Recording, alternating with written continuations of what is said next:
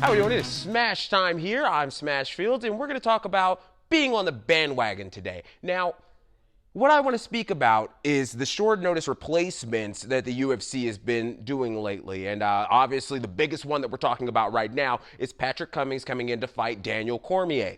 Now, where this makes no sense to me is Daniel Cormier is a high-level fighter. This guy is coming down from heavyweight to 205, making his debut. He was supposed to debut against a great guy like Rashad Evans. And now we have Patrick Cummins coming into this fight. A guy who his last fight was for Sparta Combat League against Willie Small.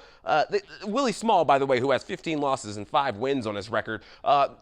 It just doesn't make much sense to me. The guy's 4-0, and the best thing that he's done was fought against Terrell Brown, who, again, doesn't have that great of a record either. So you're going to bring a guy like this up against Daniel Cormier, and, you know, it's nothing against Patrick Cummins. I apologize if I'm coming at you with villainous intent, but the reality is this. You're just not ready for this caliber of a fight. And if you come out and you're able to beat Daniel Cormier, I tell you right now, I come on this show, I love Patrick Cummins shirt on for all I care, but I just don't see it happening. This is a short notice fight. You have a week to prepare for one of the most dominant fighters in the game today. So you mean to tell me that this is the guy that you guys had to bring in, Dana White, and everybody sat down in a room, and the guy that they felt they needed to bring in was a guy who was supposed to be fighting for the WFC 6 months ago. And let's just put that out there, too. Matt McGovern actually turned down Patrick Cummins. I feel like this is sort of an embarrassment to the UFC. It's an embarrassment to Daniel Cormier. It kind of hurts his legacy coming into 205 and his first fight there.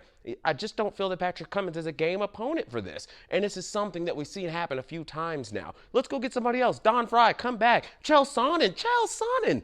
You could have easily done this, and I know he would have wanted to. But instead, you go out and you get a guy like Patrick Cummins to come into this fight. And I understand he's pushing on those buttons for Daniel Cormier, and he's saying, oh, I made you cry and this and that.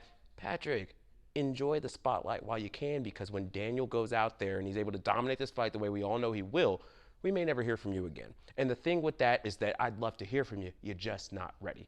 Anyways, as you can tell, this week, I am not on the bandwagon.